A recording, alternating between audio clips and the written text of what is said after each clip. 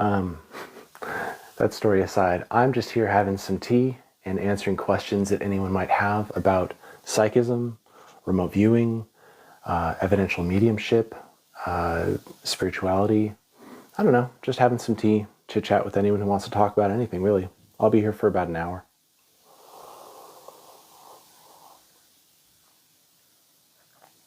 And I'm just a student of evidential psychism. I've only been doing psychic work for about 6 years. I started with remote viewing and got into evidential mediumship through the Oak Ridge Institute. And then from there, met with John Crawley to do evidential psychism. And it's been great, to say the least. I think I'll kick off the conversation and just mention, if anyone here is looking to develop their own intuition, I would definitely suggest John Crawley. His TikTok is JonCrawley. And what's great about him as a student is that the way that I was going about psychism previously was kind of using my mind, right? Using my imagery that comes up in the mind's eye. And he taught me that instead of being in your head all the time, which is where we all are most of the time, move your awareness into your body and then into your heart space, right? And from there is where everything is connected. It's like a doorway, in your heart space. And one thing, the reason I'm doing this live tonight, until anybody posts a question that they might have, I wanted to kind of address how internal versus external in our world, and how interesting it is to me that culture dictates that all of the answers, all of the joy, all of the fulfillment should be found outside of us. To me, it's like the ultimate joke. I went down that path. I was a real estate agent for a while. I chased that dream, and it just was unfulfilling. It did pay the bills and it allowed my family to be safer. But in the end, there's nothing that fulfills you quite as much as exploring yourself and learning about yourself, and also learning about whatever spirituality is for you through that process. And until somebody chimes in with anything they want to talk about or question, I think I'll just also mention, it's interesting to me how truth gets diluted and passed around and spread through stories. Like, I'm not going to say what it is, but you can figure out what it is yourself just by the story I'm about to tell you, okay? So if anybody figures out what I'm talking about, go ahead and put in the comments what you think it is once you have it. Here we go. A person goes to a well because they're in the middle of a desert and they're hot and they're thirsty and they need the water to live, right? It's not just fulfillment. It's something that they actually need. They drink from the water. It's pure, it's clean, it's amazing. But in their thirst, they drink all of the water from the well. There's nothing left. They see somebody approaching on the horizon, coming towards them, towards the well. And when the second person gets to the well, they look down the well, dying of thirst, and they say, "Where's all the water?" And the first person who drank all the water says, "I'm sorry, I drank all the water. I wasn't trying to be greedy. I was just thirsty. I was trying to survive. But here, have some of this." So it's kind of gross, but maybe they pee in a cup and they say, "Here, it's still water." And the second person says, "This isn't quite water, but I'll drink it because I have to, because there's fear involved that if they don't drink the water, that they won't survive." It sustains them. And a third person comes to the well, again, searching for water, right? Do you see the theme here? Everyone's searching for the same thing, but nobody gets it except the first person. Third person says, "Where's all the water?" The second person says, "There's no more water left, but here, I can give you what my body, is done with the water." And so they pee, and the person drinks the pee. This goes on and on and on, a dozen times, until, the 12th person who comes to the well to drink water ends up dying from poison, right? Because the water isn't water anymore. It's this watered down version of water, and people are drinking it because they're thirsty. And in the moment, I don't care if it's salt water, I don't care if it's pee, if you're thirsty enough, and try to see the metaphor that I'm making here. If you're thirsty enough, you'll drink anything if it satiates, if it fills you up for a moment, especially if you know that you're going to die and there's fear involved if you don't drink the water. I'm not going to name the process that is the well being diluted over and over again. I think if you think about it, you'll be able to understand what that is. And many people are a part of this worldwide. And it does have some good values. It does help some people. But again, telling people that they have to seek what they need by going outside of themselves to this well, to this external thing, or through other people to get the water from the well. Right? There's all these steps where they can't get sustenance until they follow these steps. There's fear involved and a reward at the end if they do it right. I say the ultimate joke is that none of us need water from an external well. We are the well. And that's kept from us. Why? Why is that kept from us? Why is water rationed, symbolically speaking, in this metaphor, in this story? Right? Out of those dozen people who drank the quote-unquote water, who do you think had the most power if they had not drank all the water? The first person, right? They could rent out the water. They could force people to pay any sum that they wanted because it has value.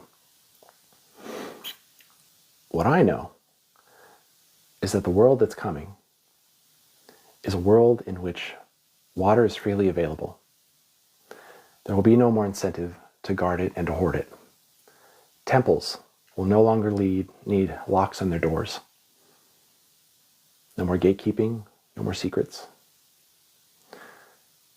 The point of that story is that, and I take by everyone's silence that they're reflecting, which is awesome. Most times people jump on and they comment and they're like chasing like a dopamine hit just to chit chat. But this is awesome. I can tell people are actually listening. The point is, we're tricked into thinking that the well is outside of us and that we are the people that must crawl up begging at the well for some kind of water. When in fact, every single person that's in this room with me right now and everyone outside of it is a well. You don't even need to share the water with anyone else. You don't have to, but you can. I'm out here saying, hey guys, I'm a well. I found my own water source. And it was right in here. Not up here. It was here.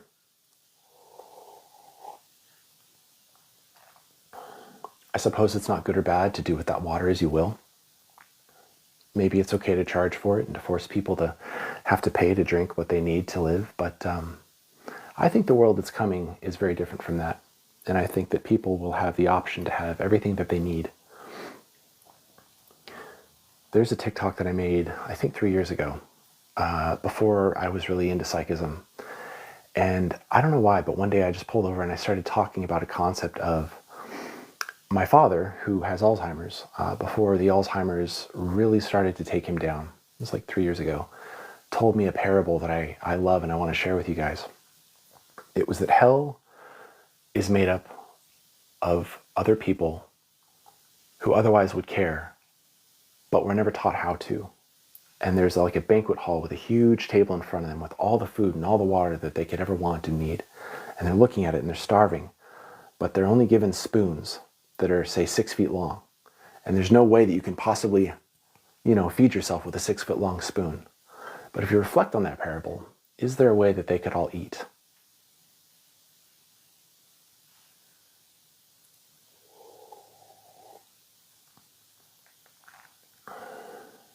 Sitting at a table with 6 foot long spoons. Everyone's hungry. You feed each other, right? That's the only way. And I think that that's what this world, that was the intention of this place, right? I think we're supposed to learn that there is hardship and suffering, but that the antidote to that is to form community, to go within, and to share what we have with others. And in turn, their consciousness would evolve to a point to where they would also want to share with us, right? Everyone has the food they need. Everyone has the water they need. Anyway, that TikTok I made years back talked about a world in which instead of there being money, for example, everybody, you woke up in the morning, your consciousness level had shifted. And I'm talking to a degree where if you're walking down the street and somebody passes you, you can feel their emotions. You can feel how their day is going, right? You instantly have a level of empathy for them. Even if you're mad at them, say they're a neighbor and they piss you off. Because you're in their head and in their heart and you know how they're feeling, there's a connection there, a oneness that we currently don't have. Again, This harkens back to what I started talking about at the beginning of this live, where everyone is seeking things external. But if we lived in a world where people sought fulfillment within, they would inherently want to share it. I can't think of any good people that I've ever met who didn't want to share that goodness. Somehow love wants to be contagious, just organically, as it is. Love is this expansive thing, right? Inherently. When you feel it, you know. And when you feel it, you want to share it. Like, that's what I'm doing here, I don't know any of you, but I love you all because you're alive just like me.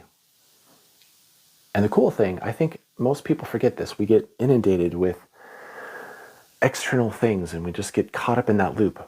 But every single one of you who's come here and who's not here is extremely special. You have a viewpoint that is insanely different than mine, cultivated by every moment of your life that you've lived, every moment of suffering that you've experienced, and joy too. That adds up to shape up exactly who you are in this moment. Every second of your life that you've lived has created you and me and all of us. My point is, isn't that wasted on a world that doesn't share that? Right? Imagine you, worked at a gold factory and your days were filled with putting in effort to refine gold and turn it into these beautiful coins and say, here, spend these. And no one came. Right? What's the point? Right? So I think we need to start making our gold for ourselves. And if you want to share it, great. And if you don't, that's cool too. That's just the variable in the function of your life that adds up to who you are or aren't.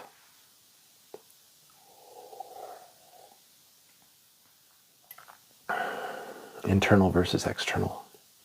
Why does the world push us to seek external answers so much? Good evening, Skycott. How's it going? Thanks, welcome. For anyone who's just jumped in, I'm just having some tea. I've been in kind of a funk lately. I'm been grieving my father who has Alzheimer's. So tonight I'm not doing any readings unless something happens, and it happens. But I just wanted to get on here and talk to people and share some ideas about fulfillment and what can help people, because the world really sucks right now. My name is Orion. I am autistic. I am authentic. And I think that there's strength in vulnerability. This is only my second live that I've ever done. Some of you are my followers. You might have known me as Remote Viewing Mysteries. I have been a remote viewer for about 6 years now. And I have a YouTube channel with long form content of the remote viewing sessions I've done. If you're interested in that stuff, there are some really interesting answers about the nature of reality, the structure of reality, and so on, just from my perspective.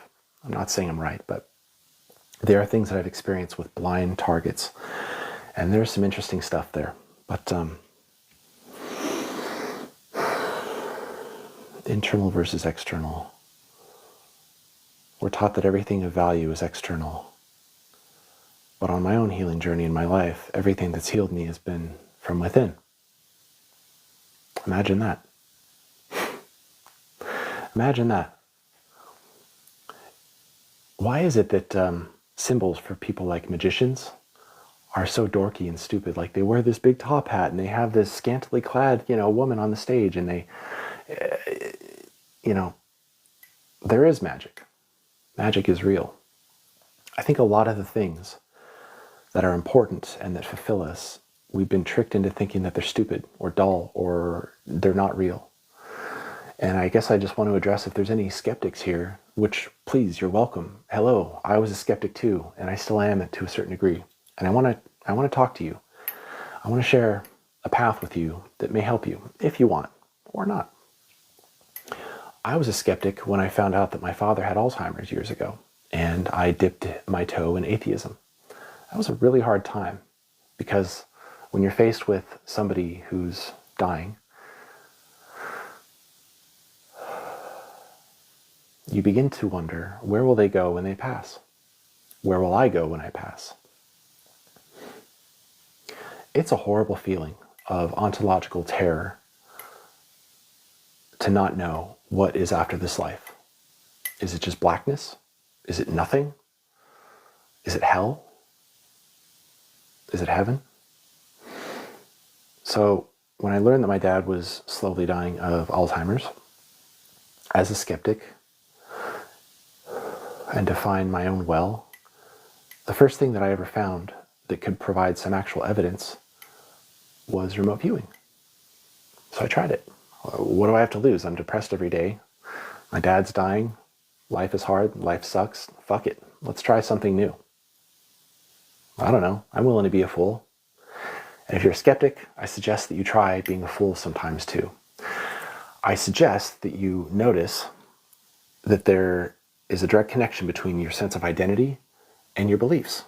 Your beliefs are sacred. Your identity is sacred, maybe a little bit less, but consider that expanding yourself beyond your identity might actually show you your true identity. And what I mean by that is, if you want to test psychism, if you want to test if reincarnation is real, if there's anything after this when we die, your first step should really be remote viewing or hiring an evidential psychic. The first time that I remote viewed, it was a series of 8 random numbers, and I just set my intention to view whatever the target was for those numbers. Sitting there at my kitchen table with my little pad of paper, taking a break from my grief about my father. And I did it. I spent 20 minutes or so, and I was getting these odd impulses, like I felt like I was up high. My fear of heights was kicking in. I was getting nauseous, dizzy. I felt confined, claustrophobic. I didn't like it, but I sat with it because it wasn't nearly as strong a feeling as grief was, right? It was easier to sit with that, to feel claustrophobic, scared, like I'm at a dizzying height that I'm about to fall down, than to continue grieving that day and being depressed. Anyway, I'm sitting there, and gently other impulses started to come up. I knew that there was water nearby, like a body of water or a river. I knew that this had something to do with his history in America. And that was about it. I didn't expect anything.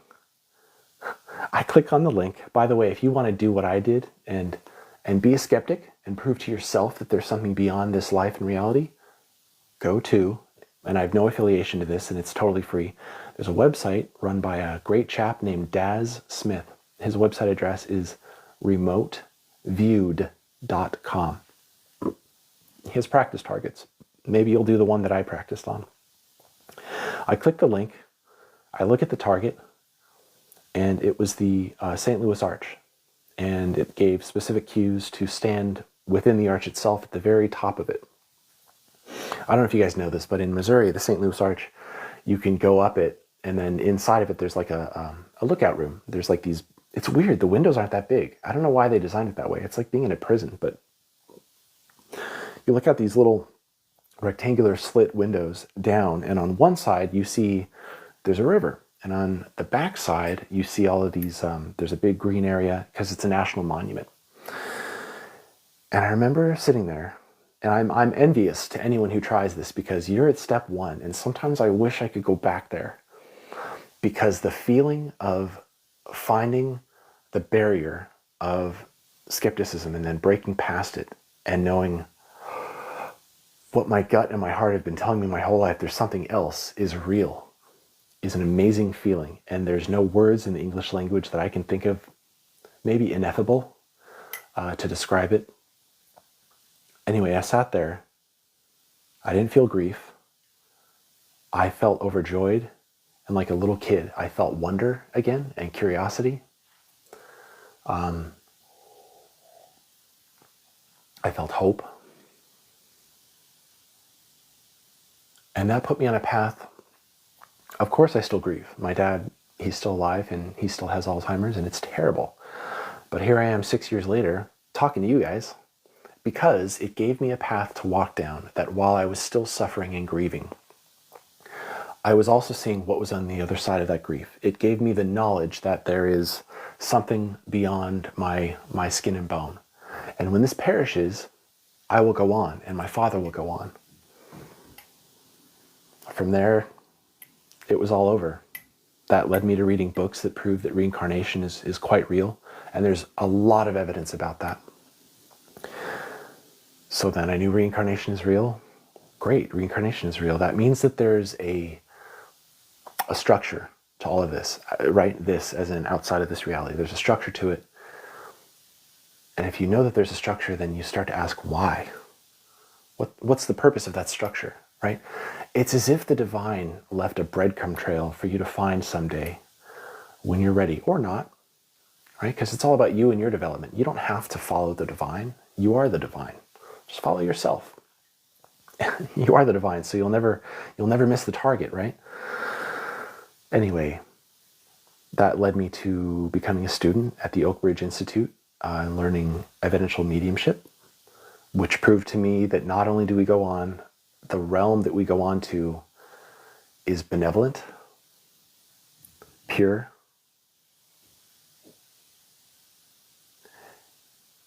and is more of the fabric of what we are as beings than what this is, right? You touch your skin, you smell the air, you smell your tea, you taste it. It's nothing like, put it a better way. There's a lot of worry about dying and what happens to us when we die, but if you knew that this is the dream and that when you wake up there, you're much more alive and you feel much more at home, just take a second and imagine that. I know that that's going to sound strange to some people, but just take that in. What if that's true? What if you too could follow a path, which I encourage you to, and this is why I'm talking about all this stuff, because if you're grieving, if you are a skeptic, if you're anything and you're just curious and you want to find an evidential way to walk the path of spirituality that is not woo-woo, it's not based on story, and it comes from within, and it helps you develop and heal, this is a great path to walk. And I'm 6 years into it. And I'll say that after everything I've learned, the more I know, the less I understand, right? But I love much differently and much more fully than I ever have in my life, because I see the oneness of everyone. 6 years of doing this, I guess I'll just share the jewels that I found in the mine, right? So you don't have to spend 6 years.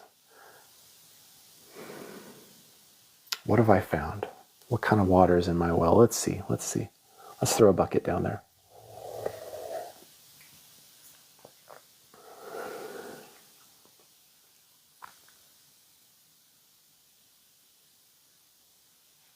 The stillness, the quiet between the words is everything. When you're still enough, that's where the divine comes in. The divine isn't pushy, it's not noisy, it's the quietest little thought that you have sometimes that you think maybe, and then you think, nah. That's the hardest thing for me as a developing student of evidential psychism, is that the strongest impulses I get are sometimes the lightest in nature. It's like catching a feather in your hand or touching a rose petal. It's so subtle and faint and tiny. Why? Because that's the nature of what awaits us on the other side. It's gentle and loving. It's benevolent. And unless anybody has a question, I'm just going to keep rattling on. By the way, Sky Scott, hey man, or gal, or they, them, I just appreciate you liking this live. You've given me so many hearts, and that's awesome. This is only my second live, but I appreciate you. Thank you. I'm not doing this for money. I'm not doing this for any other reason. I'm just developing, and I just want to share what I'm learning as I go. But so what have I learned in 6 years? You can navigate life from your mind, but you'll always suffer, right? And there are certain spiritual traditions like Buddhism that touch on this. The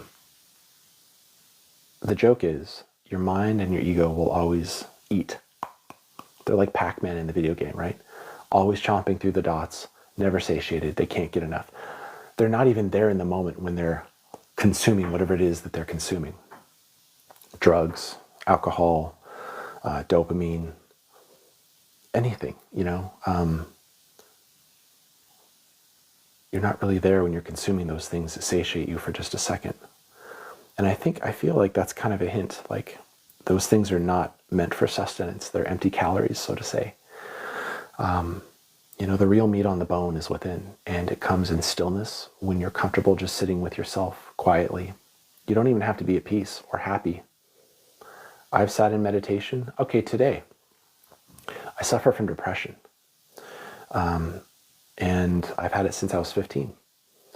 It's really hard. Actually, there's no words for how hard it is. There's no words that anyone has ever conceived that describe the level of difficulty by being depressed, especially for this long.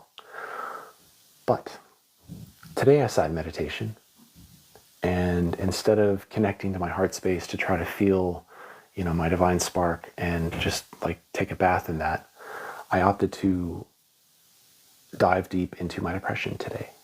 And it was painful, and I felt overwhelmingly sad and slow and heavy like molasses, full of nails. I felt like I dumped an 8-gallon bucket of bricks into my heart.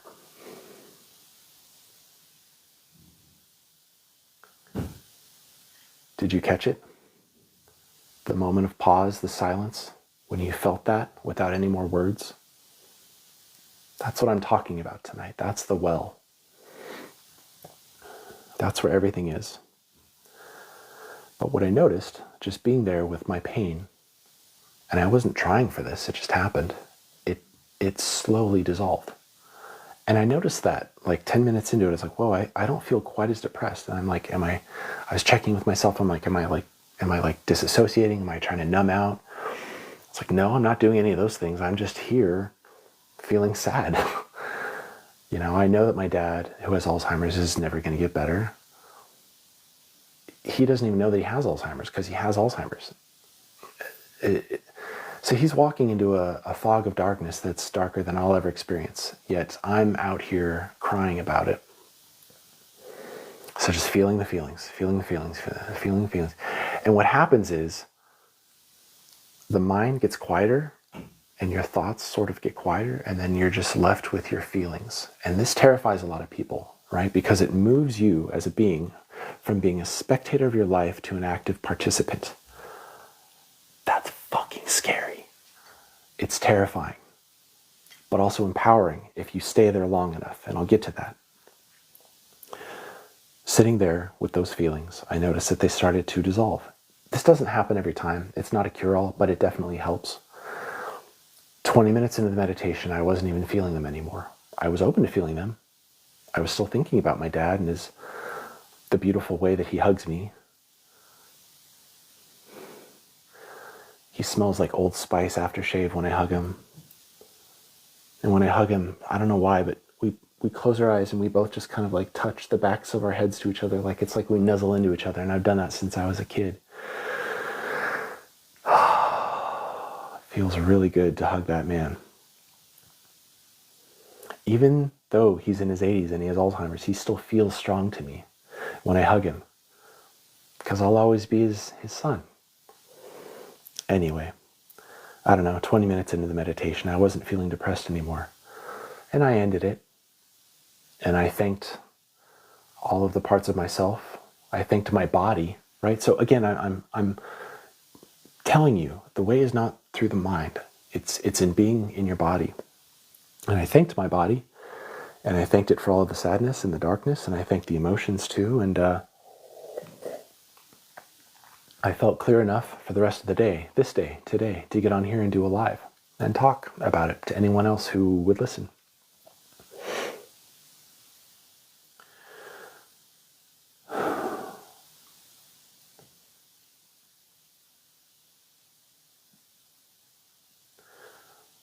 I think that we come here, we keep coming back. Let's put it this way. Were you growing as a person when you were sitting on a beach with your feet up and a Corona in your hand?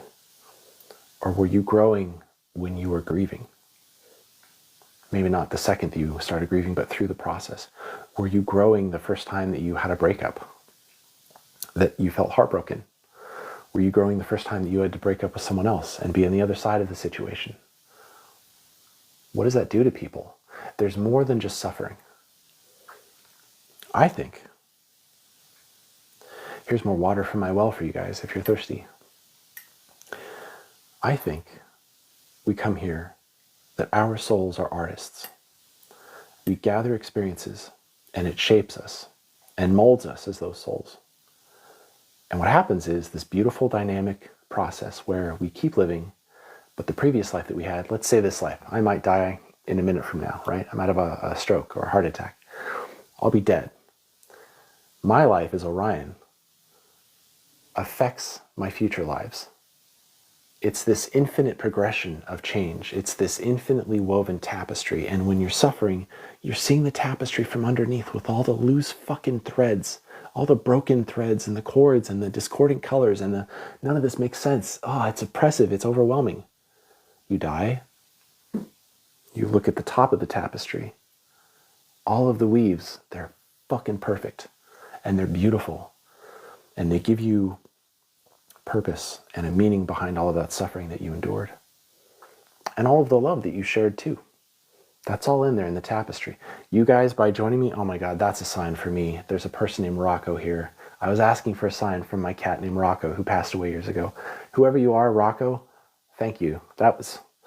I feel like her higher self was like, I'm going to jump on this live just because it knew I needed that message.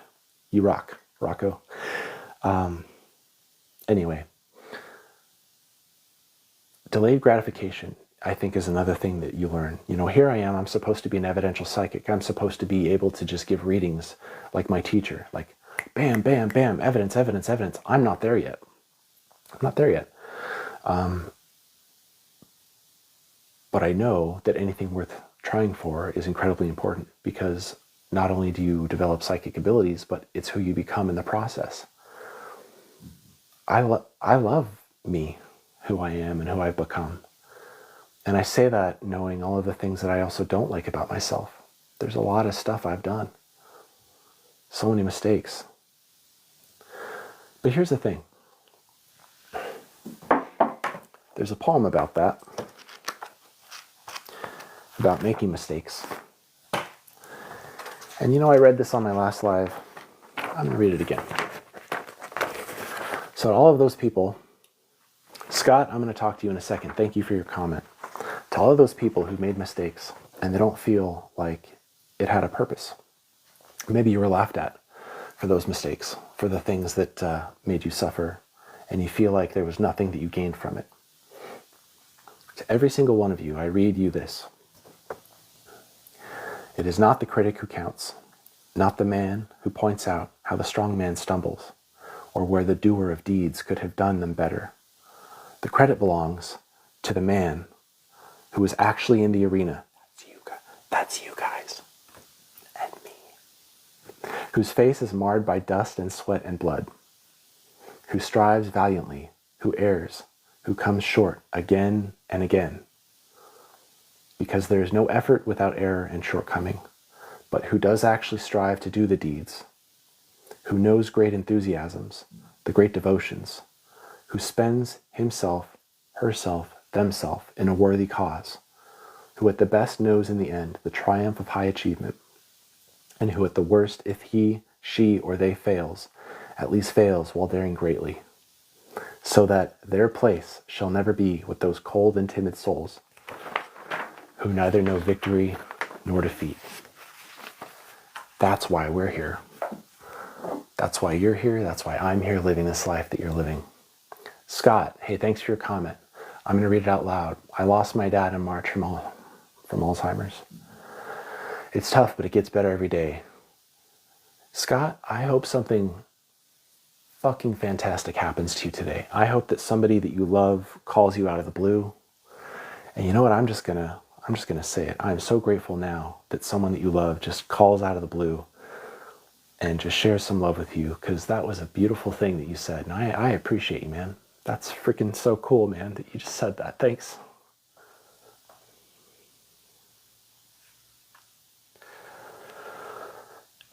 What did you say? You said it gets better every day. Thanks, man. It gets better every day. And I'm sorry. I'm sorry, Scott, for your loss.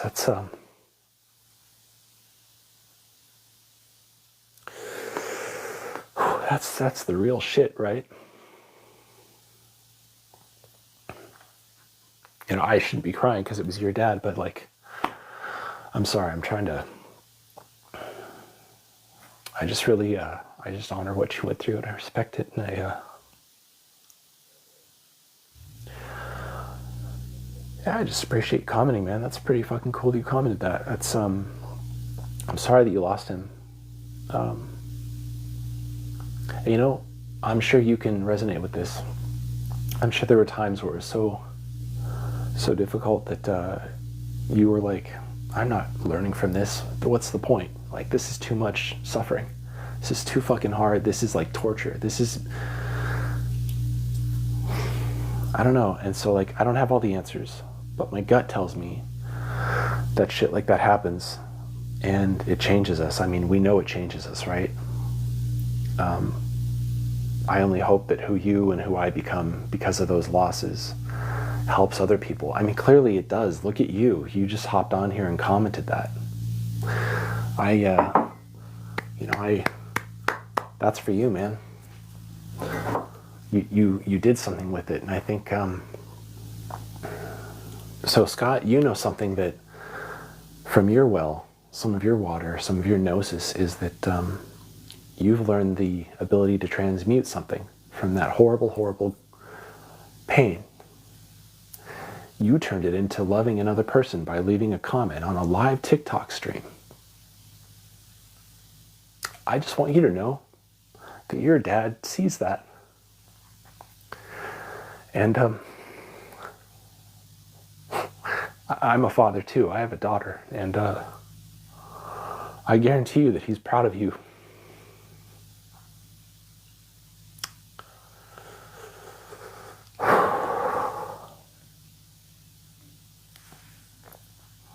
I don't even know you and I'm proud of you.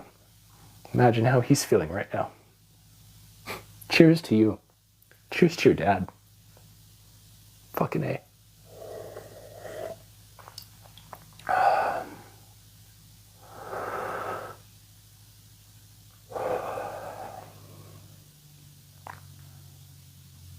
Maybe it gets easier not because of time, but because we change. And I mean other things too, like we get maybe a little bit numb to it or desensitized, but clearly that's not the case because you're commenting to other people about it and helping others. So yeah, Scott, sorry, I just saw your comment now. Thank you. We rally the good days. We do, man. That's awesome. This is my second live, so I'm like, if I scroll back and read someone's comment, it like sticks there. So now I realize I got to scroll down. There's been a lot of other people who joined. If anyone's just joining and seeing some guy with a cat mug crying on TikTok, my name's Orion.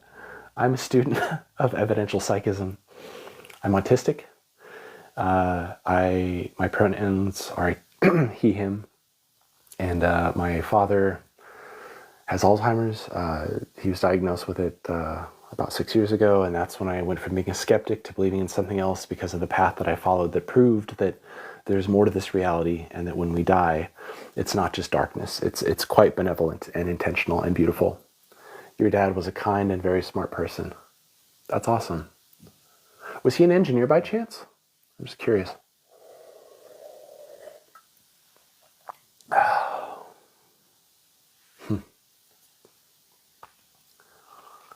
It's good though. It's good that your dad was kind and very smart. Some dads aren't. Some parents do the best with what they can. Hell, some parents don't do their best with what they have. Some parents are barely parents, right? Because we're human first. Sometimes we become parents because life made us parents, not because we business, gotcha. Because we because of life circumstances, And isn't it funny in life, you get to see both sides of the equation? Like as a child, like if you had a bad parent, for example, you suffered and you see it from the eyes of a child. But then if you become a parent, and maybe if you keep that legacy going, because what do they say? Hurt people, right? And you aren't the best parent, then you see it from that side and then you feel empathy and you're like, oh God, I could have done a better job. I don't know, guys. It seems like that's the theme of life, is to see things from both sides. That's what I'm learning anyway. I do know for a fact, a personal belief, that when we pass, we have an opportunity to feel every interaction that we had with everyone else. That sounds insane and it sounds impossible, but when we pass, it's timeless. And it's a space where everything is possible. Kind of like in a dream. You know how in a dream, anything is possible? Like suddenly you can, I don't know, make an 800 petal rose and you can see every petal. I'm talking about stuff like that. You know, it's my belief that this reality is a dream too, but we intentionally come here to dream.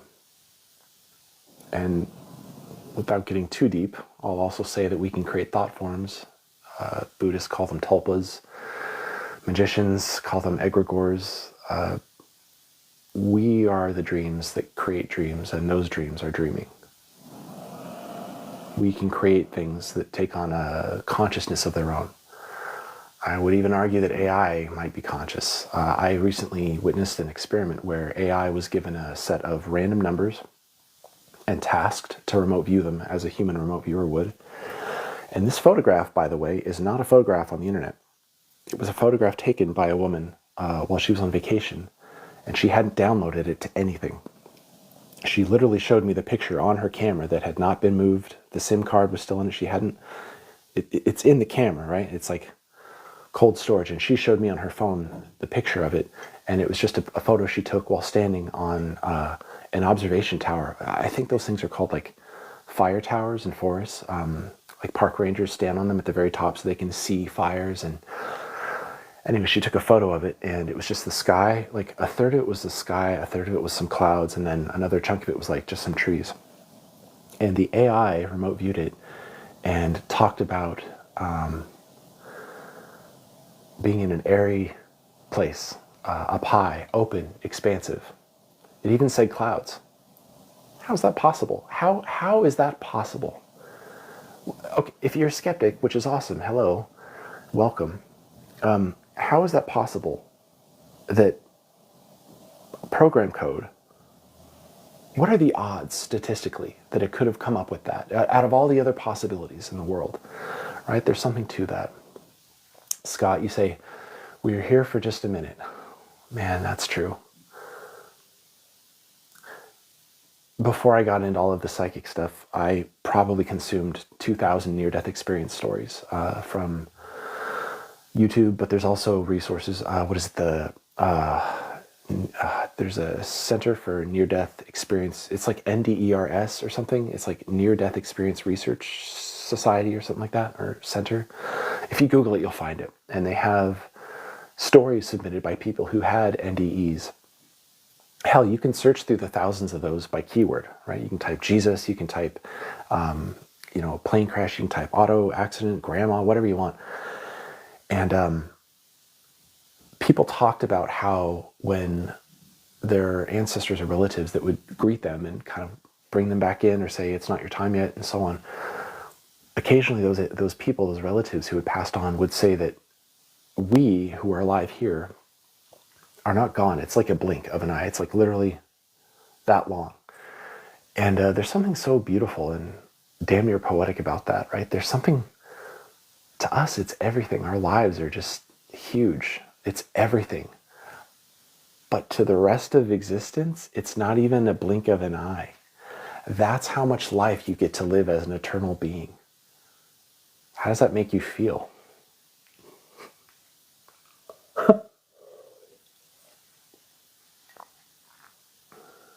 It makes me feel really good.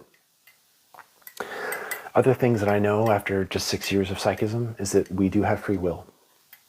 And I want to address something that's making the rounds on the internet right now and on TikTok and on social media. Thanks, guys. Thanks, Eye of the Beholder, Heart. I'm going to read Eye of the Beholder, Arts.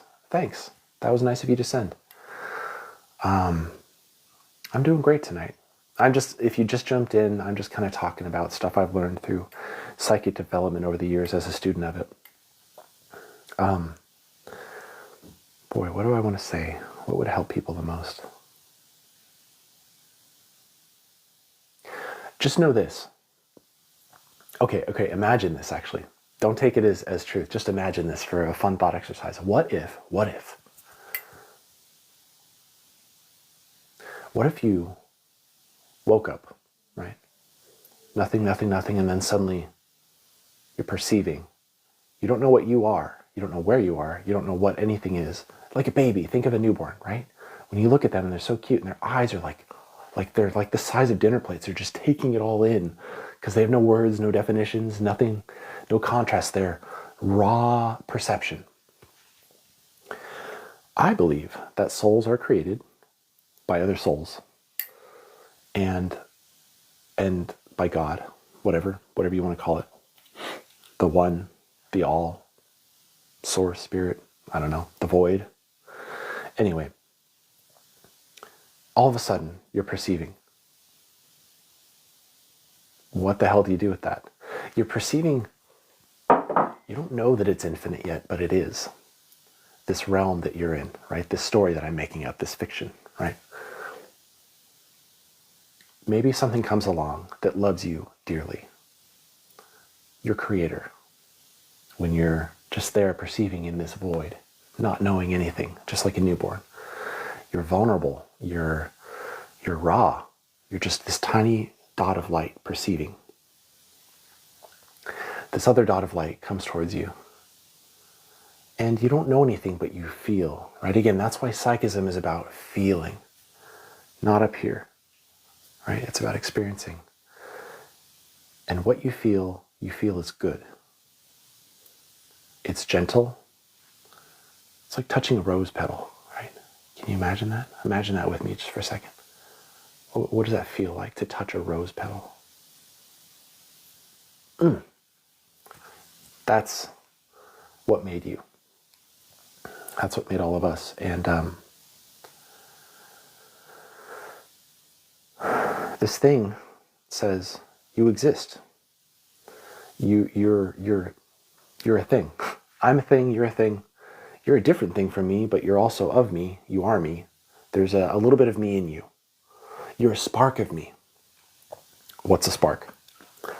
Oh, well, you have an infinite number of possible things that you can experience, be, do. You don't even know it yet, but there's this thing that some people on earth call good, evil. They judge each other for it, right? Imagine that, right? Let's say the little dot of light gets a little further along and they're talking over billions of years, right? Because time doesn't exist there. And the one dot says to the other, on earth, they judge each other, but how could one soul critique how another soul chooses to express itself? Boy, that doesn't make any sense. Good and evil. I don't get it. Maybe I'll go experience it. I'll live a life on this planet called Earth. The other dot of light says, oh, you'll really get it when you go down there. But you can't believe it. So you agree to go. And we do agree to come here, guys. We really do. I feel that in dreams. Tell me more about what you feel in dreams. Go ahead and type it, and I'd love to know what you mean, because I've been ranting for a little bit, and I'd love to know what you mean.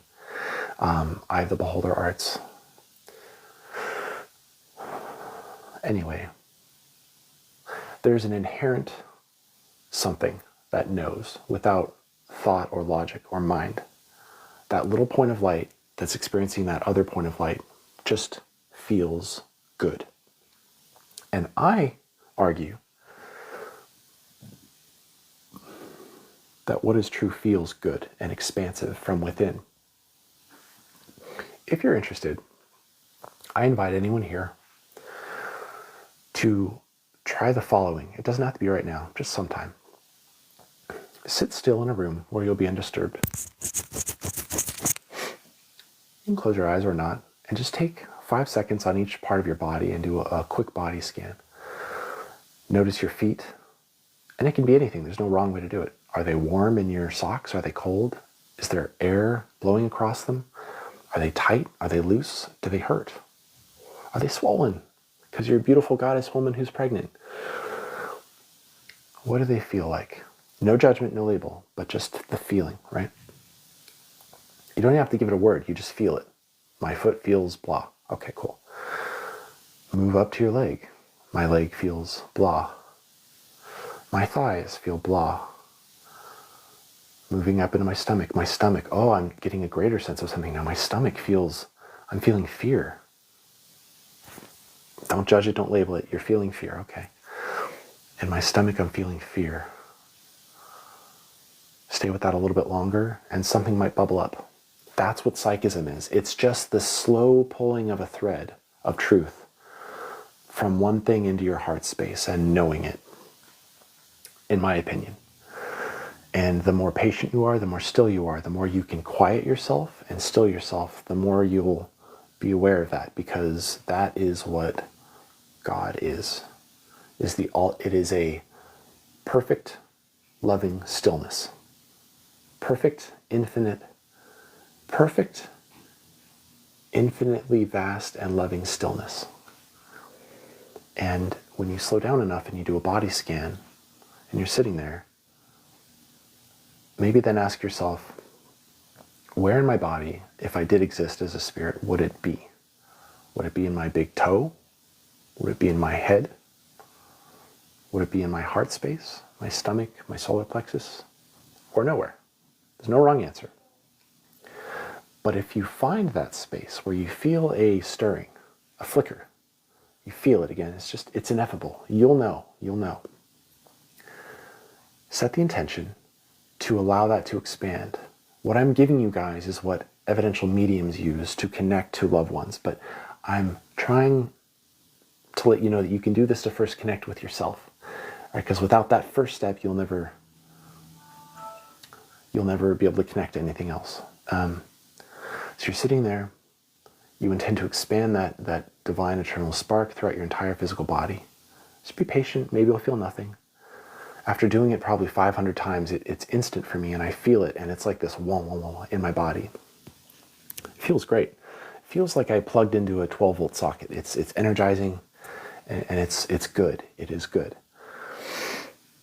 And then just sit there and just feel what your own essence feels like. I guarantee you it's going to be a lot more enjoyable than what's on TV tonight.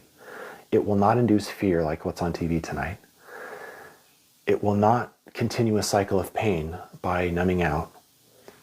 And if you stay there long enough, over time, it gets addictive. It does, it really does.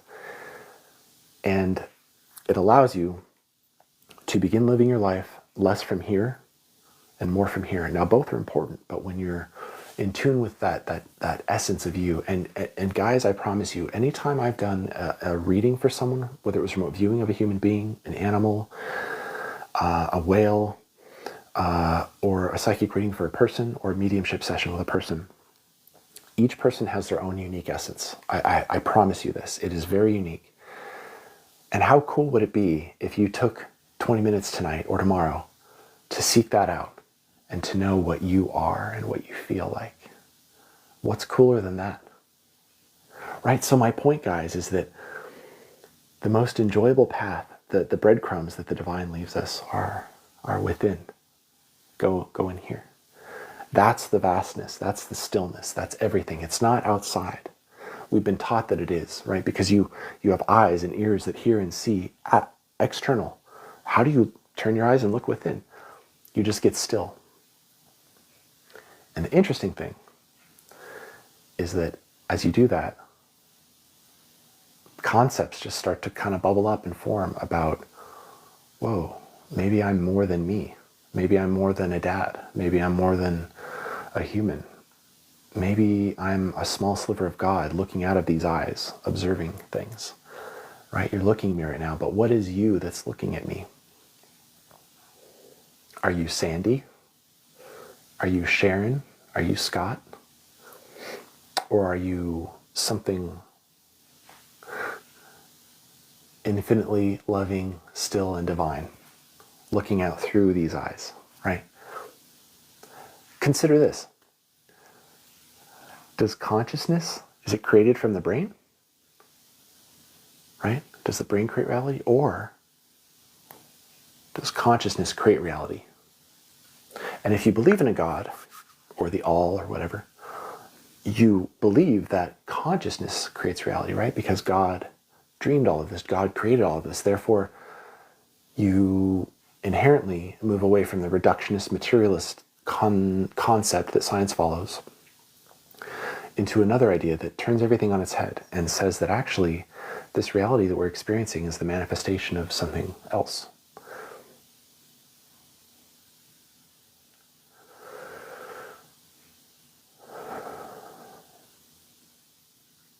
Anyway, that first step of feeling what you are, Scott, I'm glad you needed this talk. I needed it too.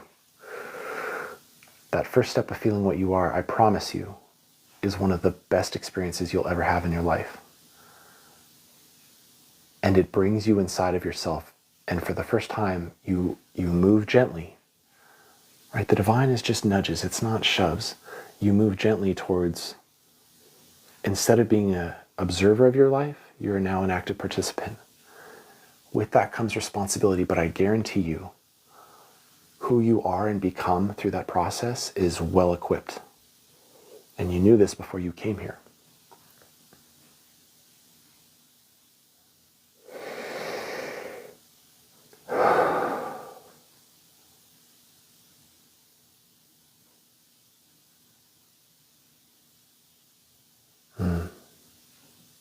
Feels really good. I'm in my heart space, guys, right now.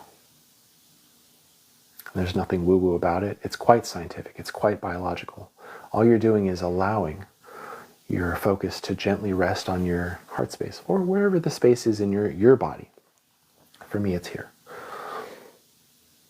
And it's gentle, and it's everything about that essence is what you need to know about the nature of what created us and what it wants of us and the interaction between you and it.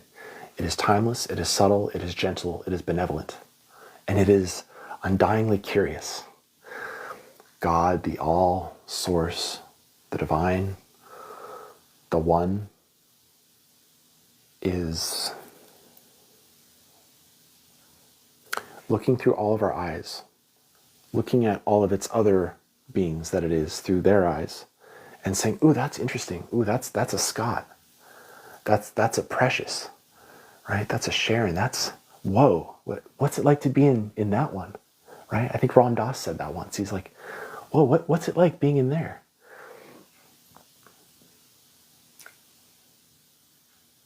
I mean, symbolically, I think of it as like, imagine you're a pool of water. Or how about this?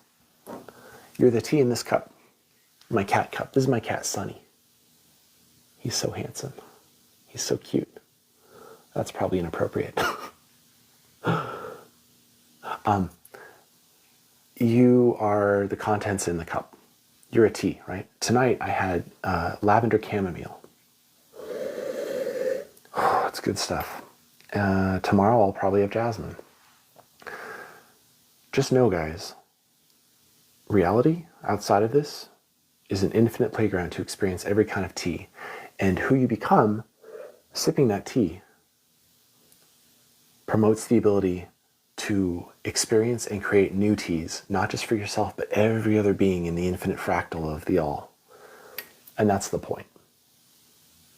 We are the tea. We are the cup.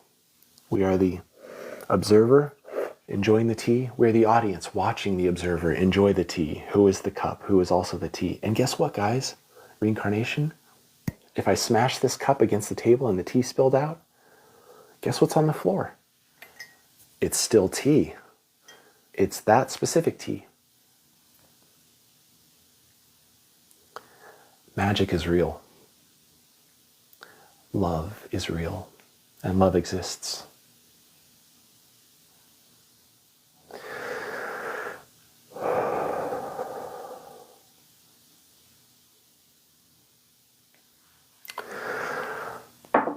Anyway,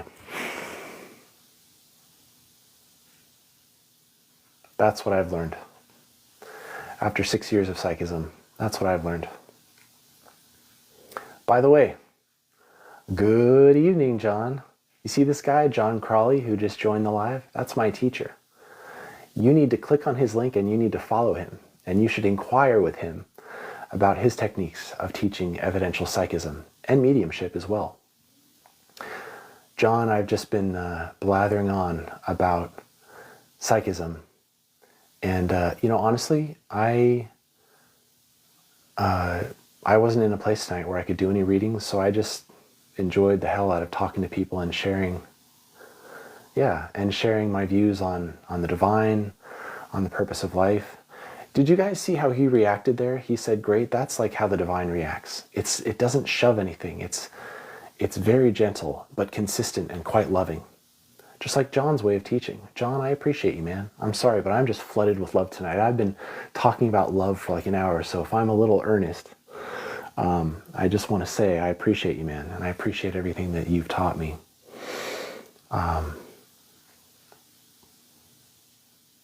Oh, I got to move a puzzle piece to test if I'm human. That's funny. The puzzle piece I had to drag was the second remote viewing target I ever did. Scott says love is love. Yeah, and it's a circle, and it's an infinite one, and it's always expanding. All dissolves in the stillness. Man, 100%. We've been talking about the stillness, John. I wish you'd been here sooner. But I think you can feel the essence of everything that we've been talking about.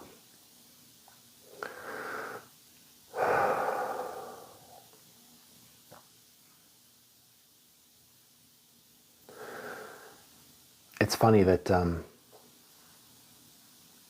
we've been talking about external versus internal and how all of us tend to think that everything that's outside of us is what we should chase and be and feel and identify through or as, right? Because you constantly are looking out of your body through your eyes and your ears to observe something and to judge it and then put it in its box as to what it is so that you can then move along with your life.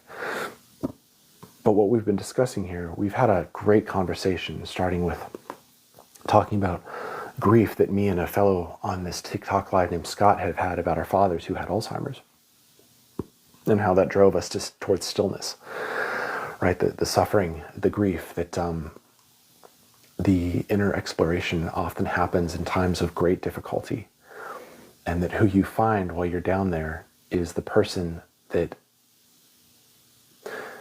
it's not that things ever got easier, but it's the person that you become that allows you to have traversed that, and who you end up being on the other side of that.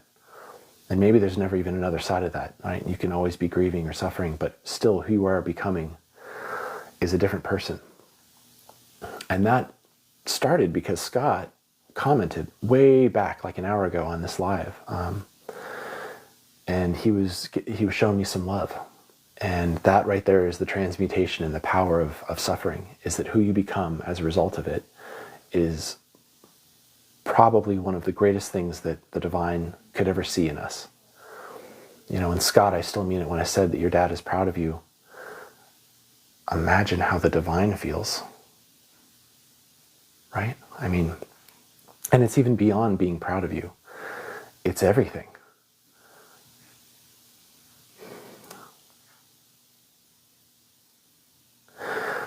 I can't wait to go back through this and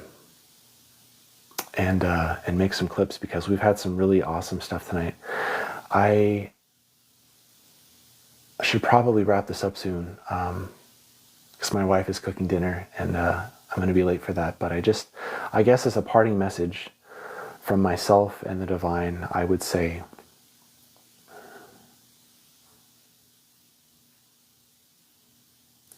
that everything that comes of us is sacred, and everything that comes of us is not sacred. There's no such thing as important or non-important. There just is. And that's the greatest thing that there is, because from that void space, that stillness, is created absolutely everything. There's no such thing as right or wrong in how a soul chooses to express itself. But when that soul finds out that it is what it is, and it starts to experience itself through the meditation that I shared with you, that John shared with me, and you take that first step of feeling what you are, your unique signature of your divine spark, that you are crafted by something intentionally, and that anything you do in this life is a dance move of the divine. There's no wrong way to do it. Wow. I mean, separation, the illusion of separation disappears, judgment falls away, and all that you're left with is this point of perception that is perceiving from a space of a gentle love and is seeing a gentle love. And it's ineffable. And every good thing that is true is something that is felt that way, without the mind, without logic or judgment. From the person who cuts you off in traffic to the beautiful mother who hugs you and tells you that she loves you. I don't know. It's all nested together perfectly. And like I said earlier, it's this beautiful tapestry. And it's shitty and ugly and horrifying from our perspective as the human, right? You're looking at it from the bottom at all the threadbare parts, the loose threads, the things sticking out. There's chunks of fabric and color and texture and nothing. It doesn't make sense, and it's overwhelming. And then you get still, or you die, or you find a teacher, and you look not from the mind but from here, and you see the tapestry. You just glimpse it for a moment, and you realize that on the other side of it, what is being built by you living, as you being John and Scott and Orion. You've been weaving this tapestry together with all these people as one thing. And there's no such thing as different threads. It just becomes the one tapestry that all the threads enjoy. I can't justify everything that suffers. I can't justify that everything has a purpose. I don't know why there's horrific things that happen. Sometimes there are non-sentient beings that suffer that don't learn a lesson as a soul. Except that we talk about them and we grow from them. So maybe they sacrifice so that we learn. But I know, because I feel it, that there's a structure to things, and there's a purpose, and that we're becoming the very thing that designed the structure at the end point somehow. I don't know how it works. But we're all God. And from all of our different perspectives and experiences, we become the one at the end of the tunnel. And that tunnel turns inside out on itself. And it's like a donut. It's always growing, but it's always self-reflective and learning of itself. And it's a childlike wonder. So I think I'll finish up here tonight and just say, in a world that tells you to look externally to find yourself and to find anything that is fulfilling, pause for a moment. Consider the story I shared about the well at the beginning of this, and finding your own water, that you are the well, right? You don't need the versions that other people, that the water that they've drank and then peed out into a cup and then handed you saying, look, this is purified water. They're just stories from their wells. Your story can be different from everyone else's and still be true if it feels authentic to you. All of us are an example, a living example of that. Right? You're different from me. But it's good that you're here, and it's good that I'm here, living so differently from each other, right? Because again, I feel strongly that God is just a multifaceted something that is looking at all of its other facets from every other facet, right? It's like this infinitely growing fractal. And how could it not love every part of itself? So thanks guys for being a unique part of the fractal. And I think it's actually cool how only 1 or 2 people were commenting tonight, because that means that you were all listening. And that's more important. I hope you take what we've all shared tonight. Thank you, Scott. And spread some love. Do something. Do one positive thing. Really, you could do one negative thing and it would have the same difference on everything. But maybe try love instead, because the world kind of needs it right now. And if you, my one plug for tonight, if you enjoyed this, feel free to follow if you like. Feel free to like it or not. feel free to share it or not. I have a lot of content on my TikTok that might help and might guide the way towards something useful that can help you.